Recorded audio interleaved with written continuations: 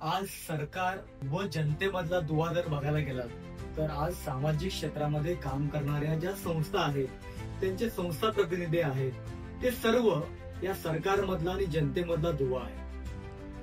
हे सामाजिक काम करत असताना किंवा सरकारच्या योजना, सरकारची धोरणं लोकांपर्यंत जनजागृती करण्याचं काम या सामाजिक संस्था करत असतात. पण या संस्था विना मानधन हे काम करत असतात. माझी सरकारला विनंती आहे की महाराष्ट्रातल्या एनजीओना एकत्र येऊन आम्ही पुणे या ठिकाणी राज्यव्यापी अधिवेशन घेत आहोत. या अधिवेशनाचा उद्देशच एक आहे की आम्हाला एक हक्काचं व्यासपीठ मिळायला पाहिजे. आणि हे हक्काचं व्यासपीठ काय आहे तर आमच्या हक्काचं एनजीओ महामंडळ बनवणं.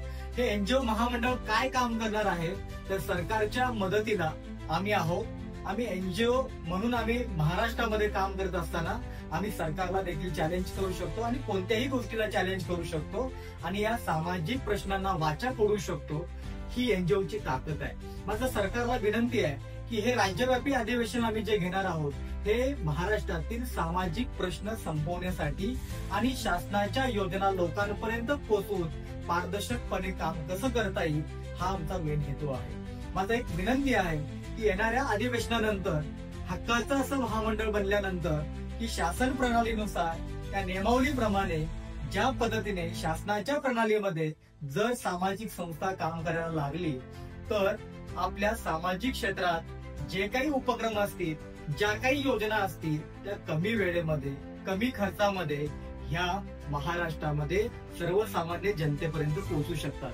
आणि हे काम महाराष्ट्रातल्या सर्व एनजीओ करू शकतात हा मला विश्वास आहे. आणि सरकारला देखील माहिती आहे की एनजीओ काय करू शकते, त्याची ताकद काय आहे.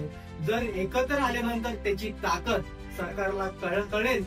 पण मला माहिती आहे हे सरकार सकारात्मक आहे. सरकार आम्हाला नक्की या अधिवेशनासाठी सहकार्य करेल. हे महामंडळ बांधण्यासाठी आम्हाला सहकार्य करेल. आणि येणाऱ्या काळामध्ये या महाराष्ट्रामध्ये जितक्या सामाजिक समस्या, प्रश्न हे महाराष्ट्रात निर्माण आहेत ते सोडवण्यासाठी सरकारने आमच्यासारख्या सामाजिक संस्थेचा सल्ला किंवा त्यांना आपल्यामध्ये सामील करून आम्हाला एक हक्काचं असं महामंडळ तयार करून आपल्या प्रणालीमध्ये घ्यावं एक आम्ही विनंती करतोय. आणि या माध्यमातून मी महाराष्ट्रातल्या सर्व एनजीओना एकत्र येण्याचं आवाहन करतोय.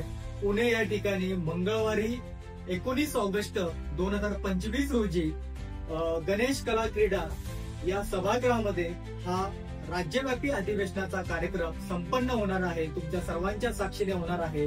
आणि या संदर्भात महाराष्ट्रातील असणारे प्रश्न आपण सोडवण्यासाठी ठराव करणार आहोत आणि सरकारला जागा करणार आहोत की महाराष्ट्रामध्ये किती प्रकारच्या समस्या आता सध्या गांभीर्याने घेणं गरजेचं आहे आणि ही वेळ पुन्हा येणार नाही. त्याच्यासाठी सर्व एनजीओना माझं सांगणं आहे की राज्य अधिवेशनासाठी प्रत्येकाने आपल्या प्रतिनिधीला घेऊन, आपल्या एनजीओना बरोबर घेऊन त्या ठिकाणी यावं अशी सर्वांनी मी विनंती करतो आणि तुर्तास थांबतो.